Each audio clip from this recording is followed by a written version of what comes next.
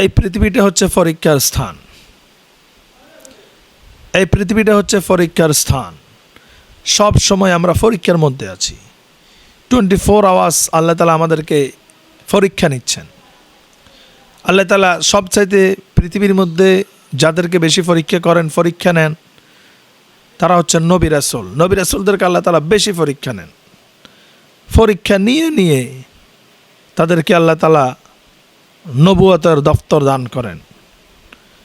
আল্লাহ সুবহানাহু ওয়া তাআলা যে বান্দাকে বেশি পছন্দ করেন, যে বান্দাকে যত বেশি মহব্বত করেন, সেই বান্দাকে তত বেশি পরীক্ষার মধ্যে ফেলে দেন, বিপদের মধ্যে ফেলে দিয়ে পরীক্ষা করেন। রাসূলুল্লাহ সাল্লাল্লাহু আলাইহি সাল্লামকে যখন মক্কা নগরে কাফেররা যখন বিভিন্নভাবে অপবাদ দিচ্ছে, গালিগালাজ করতেছে, জাদুকর বলে গালি দিচ্ছে, বিভিন্নভাবে অহেতুক কথাবার্তা বলে, যখন পাগল বলে যখন গালিগালাজ করতেছিল, আল্লাহ তাআলা তখন তার নবী মুহাম্মদ সাল্লাল্লাহু আলাইহি সাল্লামকে সান্ত্বনা দেওয়ার জন্য ইব্রাহিম নবীর দৃষ্টান্তটা আল্লাহ তাআলা তুলে ধরলেন। আল্লাহ তাআলা বলছেন, ওয়া ইয ইবতালা ইব্রাহিম রাব্বুহু বিকালিমাতিন ফাতাম্মাহুন্না ক্বালা ইন্নী জাঈলুকা লিন-নাসি ইমামা।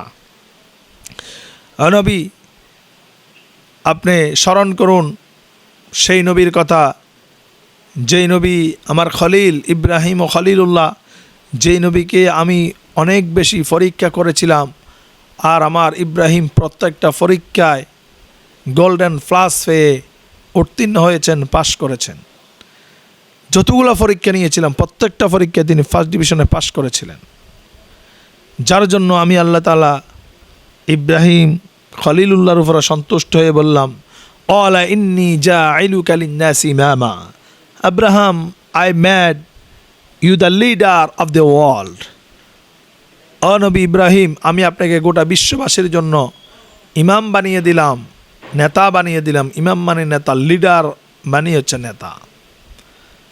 আর আমাদের বাংলাদেশেও নেতা তারা হয় যারা বড় বড় চোর, বড় বড় ডাকাত, যে যত বেশি মিথ্যা কথা বলতে পারবে, দেশের সম্পদ নষ্ট করতে পারবে, ক্ষমতার অপব্যবহার করতে পারবে, যে যত বেশি ক্ষমতার দাফট দেখাতে পারবে, যত বেশি সাধারণ মানুষকে কষ্ট দিতে পারবে, যত বেশি দেশের সম্পদ নষ্ট করতে পারবে, সেন্টিগ্রেট করতে পারবে, তারাই নেতা হয়ে যায়।